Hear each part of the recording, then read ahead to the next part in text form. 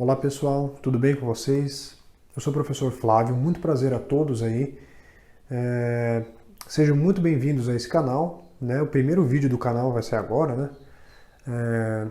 Esse canal vai ter por objetivo a gente estudar coisas de ciências exatas, né? Então química, física, matemática vão ser assuntos que vão ser abordados aqui no canal. Sejam muito bem-vindos, aproveitem aí o que a gente vai construir juntos. E muito obrigado aí a atenção de vocês. Bom, a aula de hoje, então, gente, vai ser sobre geometria plana. Então a gente vai começar a estudar geometria plana, certo? E para começar a estudar geometria plana, a gente vai ver conceitos muito básicos, né? Conceitos primitivos, que são muito elementares, mas que são importantes para o compreendimento da matéria como um todo. Então não dá para pular essa aula, né? Se pular essa aula, as coisas podem ficar complicadas. Muito bem. Pessoal, se vocês gostarem do vídeo, inscrevam-se no canal, curtam aqui, compartilhem, né, o vídeo aí com o pessoal. Isso vai me ajudar muito, vai ajudar muito para o crescimento do canal e vai ser uma maneira de eu ter um feedback de vocês. Então, por favor, eu peço humildemente a isso. Muito bem, vamos começar então. Para começar o estudo de geometria plana, vamos ter que abordar conceitos primitivos, certo? Então, o que são conceitos primitivos? São conceitos que eles não possuem uma definição matemática. Quer ver? Não dá para definir o que é um ponto. A gente já sabe por intuição o que é um ponto, certo? Assim como uma linha, como uma reta, como um plano e como uma superfície. Esses são os entes da geometria, certo? Então, olha só. Um ponto, ele sempre vai ser acompanhado de uma letra maiúscula. Uma linha vai ser sempre acompanhado de uma letra minúscula, certo? Do nosso alfabeto. Uma reta é uma linha que é colinear, é uma linha reta mesmo, tá vendo? Não tem nem como definir isso direito. Também vai ser acompanhada, né, identificada como uma letra minúscula do nosso alfabeto. Olha só, o plano e superfície já muda a coisa. Vão ser identificados por letras gregas, né? Então, por exemplo, alfa e beta.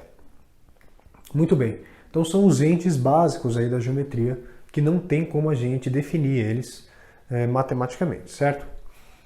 Beleza. Então, olha só. Temos, então, dois outros conceitos, né? O conceito de figura geométrica e o conceito de espaço. O conceito de figura geométrica abrange qualquer conjunto de pontos. Então, quaisquer conjunto de pontos que você pegar, você vai ter uma figura geométrica. Por exemplo, aqui eu tenho um triângulo, certo? Então, eu tenho um conjunto de pontos nesse triângulo, né, que fazem parte desse desenho. Aqui, ó, uma circunferência, a mesma coisa. E o espaço, ele pode ser definido como o conjunto de todos os pontos, certo? Então, todos os pontos compõem um espaço tridimensional, né? Ou bidimensional também. Então, olha só, para exemplificar a coisa, é o seguinte, eu dividi aqui dois tipos de figuras, figuras planas e figuras geométricas, tudo bem? Figuras planas são figuras que estão em um plano, em um determinado plano. São coplanares, né? A figura e esse plano. Então, por exemplo, eu peguei um triângulo aqui, é uma figura plana. Então, esse triângulo eu posso colar ele em um plano, né? Assim como essa circunferência. Posso pegar essa circunferência e colar em um plano, e colar em uma folha de papel. Simples. Então, triângulos, circunferências ou quadrados, retângulos, etc., são definidos como figuras planas. Olha só, então figuras geométricas são figuras que não estão em um mesmo plano, que abrangem planos diferentes, né? Então, por exemplo, temos aqui essa figura aqui em vermelho, a gente vai ver mais para frente que isso aqui é uma pirâmide, né? E aqui a gente também tem uma outra figura em azul, que a gente vai ver mais para frente como um tronco de cone. E essas duas figuras são tridimensionais, então não tem um plano que eu consiga colocar essas figuras, certo? Eu tenho vários planos envolvidos aqui. Muito bem. Então, vocês estão percebendo que são conceitos muito elementares, mas que vão dar início aí para todo o estudo de geometria que a gente vai ter daqui para frente. Então, eu vou apagar a lousa e a gente continua aí daqui a pouquinho. Bom, pessoal, continuando aí, então, sobre as definições, né, dessa parte introdutória de geometria plana, Então, o que que essa lousa está falando para a gente? É o seguinte, vamos trabalhar sobre linhas planas, né?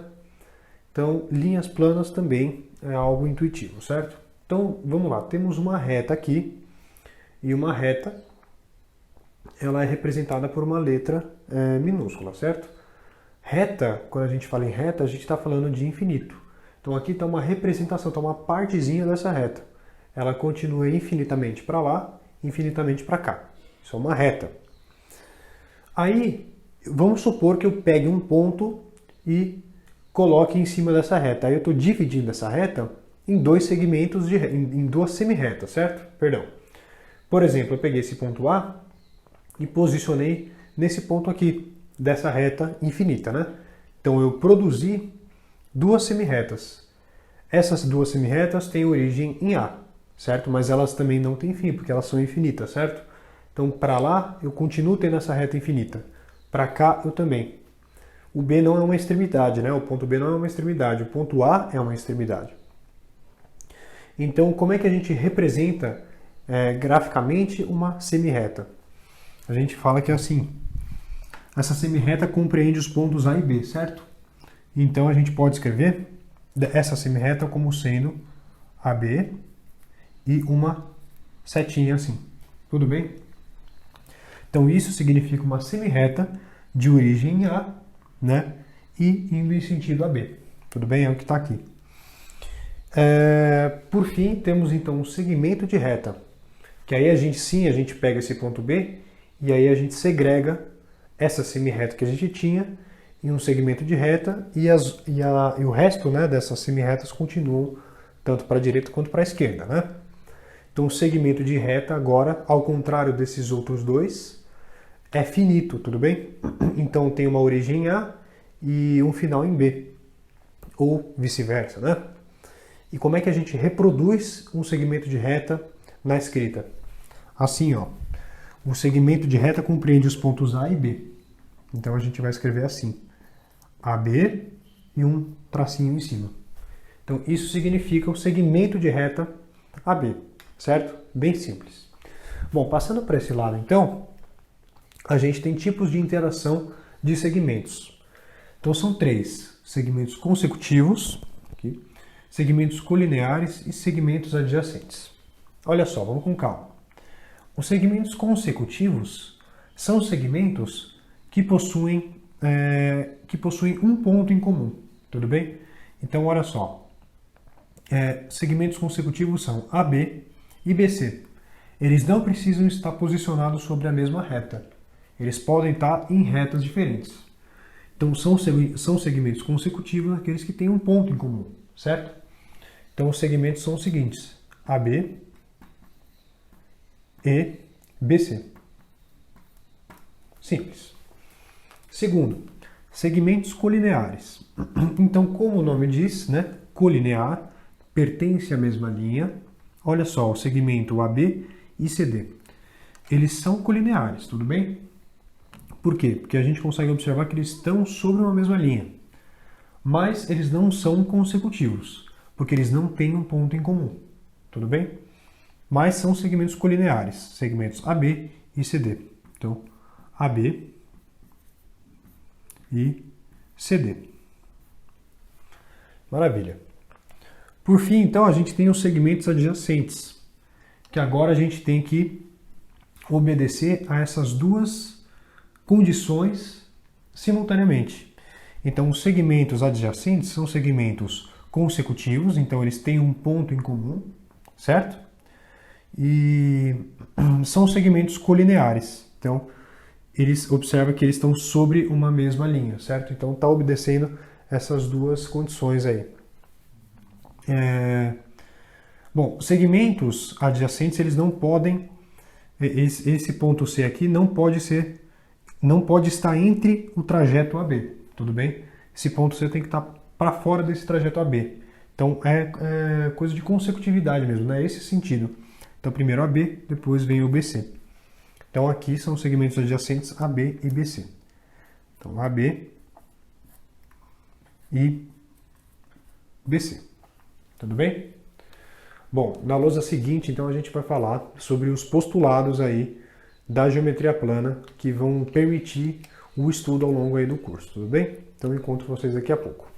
Bom pessoal, então para a terceira parte e última parte dessa aula introdutória, vamos ver então sobre os postulados iniciais aí da geometria, certo? Então o que são postulados? Postulados são sentenças que não exigem comprovação, demonstração, certo?